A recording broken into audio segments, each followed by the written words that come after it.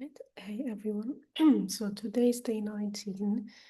We're actually almost finished with the challenge. And for today, I decided to actually present one of my published research papers, which I wrote in grade 11. I did get it published via kind of like a scholarship where they took the costs for publishing. It's not a really renowned journal, like Nature and stuff. But I guess it was nice. So I did it, and it does look good on the CV, so that's why we did it. And the whole research paper was essentially about, since we're talking so much about Silicon Valley and Stanford and rich people, it was about the symbiotic relationship between Stanford and Silicon Valley. Because the Silicon Valley, as you know it of today as a tech center, it was not that until a certain MIT scientist named Frederick Terman actually turned up from MIT. He went to San Francisco and he was looking around and noticing that, well, Stanford doesn't really have industry academia ties as MIT did at the time. We're talking like 1950s. And so what Frederick Terman did is essentially revolutionize Silicon Valley by expanding the engineering department of Stanford and also the other STEM disciplines and ensuring that you have companies near the university. So that's kind of like a quick introduction about what this video is all about. I'll try to keep myself short, even though I find it a very interesting topic. Anyways, so now we know that MIT scientist Frederick Turbin came to Stanford. I don't remember the reason why, but he came to Stanford, expanded the academic program, made sure that Stanford had companies or attracted companies at least to its environment. Because in order to understand why Stanford built essentially so many companies, specifically like multi-billion dollar companies like Palantir, Google, Netflix, you name it, why they were able to do that, you need to first understand that in order to achieve this, you need companies near you. Because a lot of these founders that you know, they actually worked before. So they worked in deep tech, that is in companies specifically engulfed in one research area. And Thurman knew that. So after attracting companies, students were able to get internships at these companies. I think HP started out as a project of students, but it was able to develop further because the two founders, who were also Stanford students at the time, they were able to go to kind of their future competition companies, learn from them, and then stay near Stanford because Stanford has also a lot of incubation programs who fund these startups. So they have an incentive to stay. Normally, they do stay near Stanford. And because they got the knowledge from internships and work experience, they're able to build the company.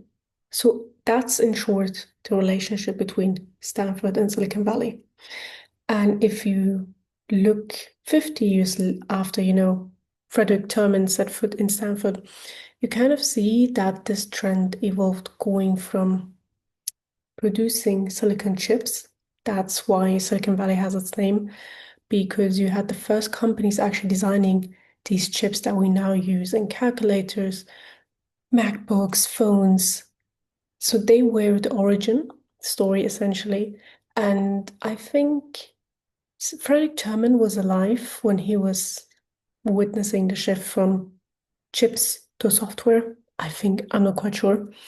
And he was able to push towards a trend.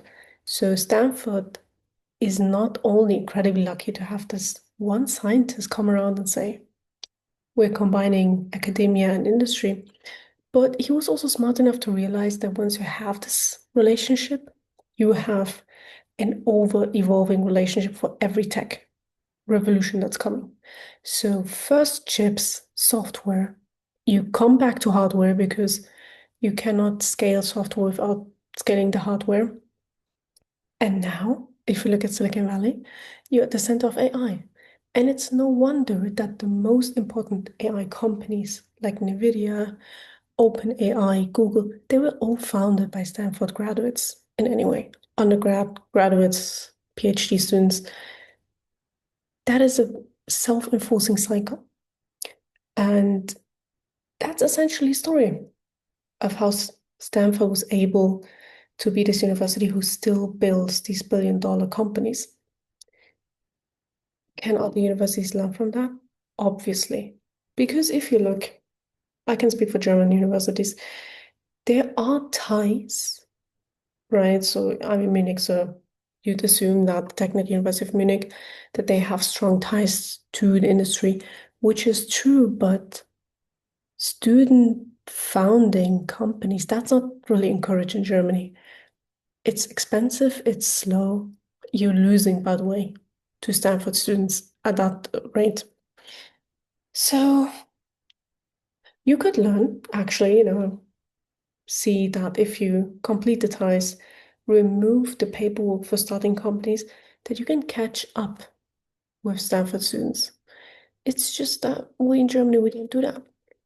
And I did address that in my paper as a discussion part, where I was like, we could have the similar effect of these bright students going and building the companies for the future that we need. We're just not doing it because we in Germany have a certain system that prevents from taking initiative. But that's a different topic. I thought it's nice, to explain it. And that's essentially it. I think we came through pretty quickly.